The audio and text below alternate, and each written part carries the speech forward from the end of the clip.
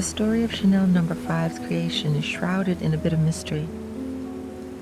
While Perfume's Chanel officially credits Grand Duke Dmitry Pavlovich with the initial suggestion, the true inspiration remains somewhat unclear.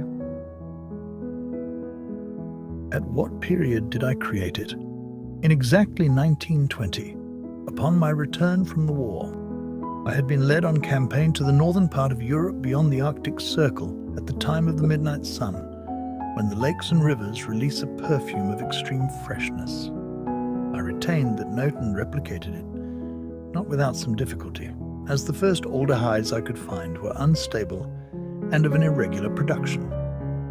The idea takes shape when Coco Chanel meets Jean-Paul Plenot, an Antarctic explorer and Perfume's rally manager in Cannes. He is trying to convince her to launch a perfume line. Chanel, resistant, even dismissive of the idea, eventually agrees to visit the Raleigh facilities. However, in the Raleigh laboratory, something shifts when Ernest Beaux, the perfumer, captivates Chanel. Presenting her with rare essences, he explained the art of blending them for unique fragrance.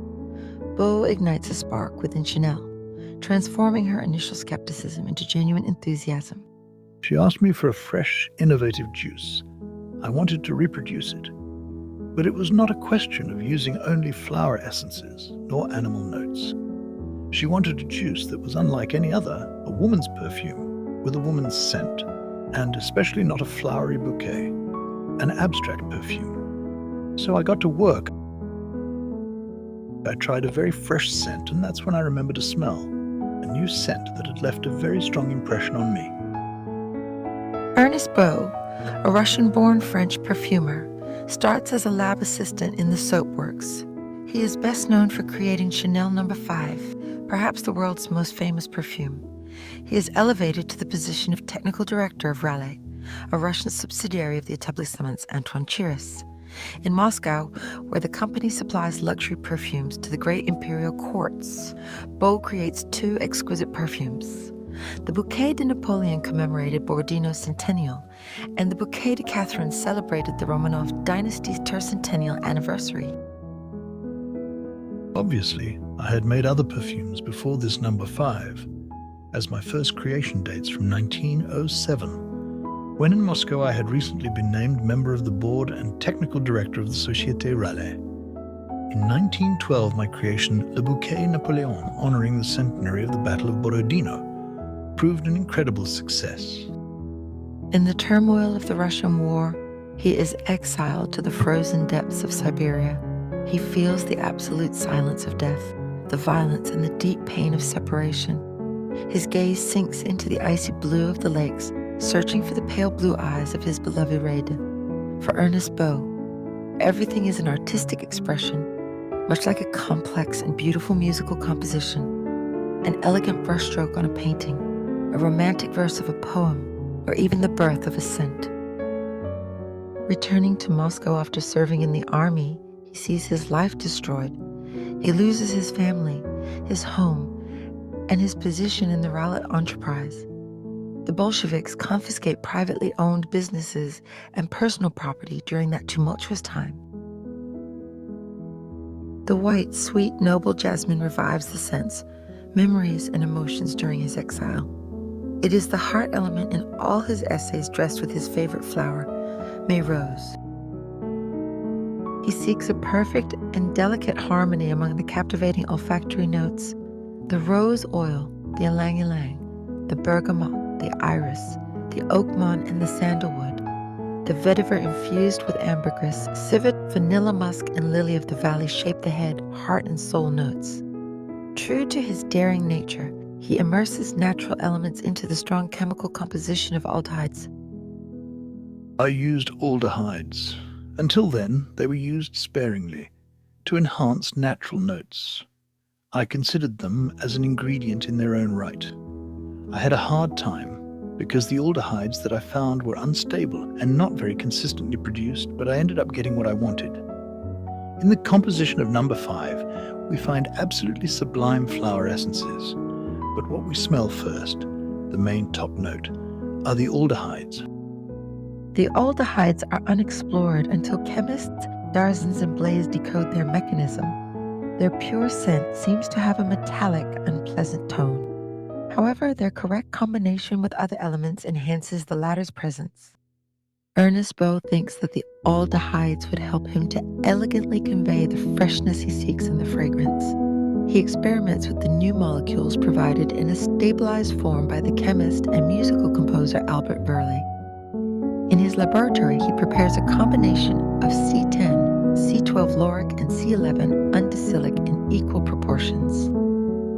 He tries aliphatic aldehydes, but they are volatile and unpredictable. 𝐂𝐞𝐧𝐿 manages to tame them, creating a revolutionary balance, a symphony of scent. His superiors in the business doubt his efforts, and their hostile attitude fills Ernest Beaux with anxiety. I thought I had foreseen everything, the ingredients' behavior and their olfactory output. To my great despair, everything would crack at the last moment, and it all needed redoing. Alone yet realistic, defiant and dedicated, he perseveres until the result exceeds his expectations. He knows exactly what the final result will smell like. It is like writing music. Each component has a definitive tonal value. I can compose a waltz or a funeral march. He mixes synthetic products of great intensity with precise and delicate floral aromatic notes. The material's authenticity, his intelligence and passion for creation lead to simple formulas and revolutionary fragrances. The perfume unfolds scents unimaginable. Ernest Beaux does not simply create a perfume, he changes the very language of the scent. Thank God I had, all the same, several loyal servitors at my devotion. My roses, my jasmines, my inestimable Manila ylang, and my dear bases with them. I juggled long and hard, but I juggled to the finish. Pepper and salt don't taste pleasantly when taken alone, but they enhance the taste of a dish. The fragrances of Ernest Beaux capture the beauty of a flower and the warmth of a summer day. Meanwhile, Coco Chanel dreams of freeing the modern woman from corsets and conventionality. Why that designation? Mademoiselle Chanel, who had a fashion house greatly in vogue, requested of me several perfumes. I went to present her with my creations, 2 series, 1 to 5 and 20 to 24. From these she chose several, including one labeled number 5, and when I asked what name should be given to it, Mademoiselle Chanel replied, "I present my dress collection on the 5th of May, the 5th month of the year. We shall thus leave the number with which it is labeled, and this number 5 shall bring it good luck." I must recognize that she was in no way mistaken. That new note enjoyed and continues to enjoy a very marked success. Few perfumes have been imitated and counterfeited as has been Chanel number 5. After 5 years on campaign, in 1920, I created, in addition to number 5 of which I have spoken, number 22 and a whole series of different perfumes. In 1922, my friend, Monsieur Charabot, asked me to represent him in Paris. But in 1924, Monsieur Paul and Pierre Waterfamer decided I would return to the creation of perfumes. It is thanks to an atmosphere of total freedom and an understanding of the role that falls to the creator that I have been able to realize my ideas. Because for me, perfumery is an art, and the true perfumer must be an artist. As the musician must first learn his notes and his solfège, as the painter must first study drawing and color, so must the perfumer know raw materials. He must analyze, training himself to dissect scents and forging a perfect recollection of all substances already smelled. He retains a certain number of these substances and thus builds his palette. The same as a painter maintains his palette though he changes style, a perfumer may distinguish himself precisely by the assortment of materials he prefers to employ. The perfumer creates for himself standard accords that serve him in specific cases and facilitate his work.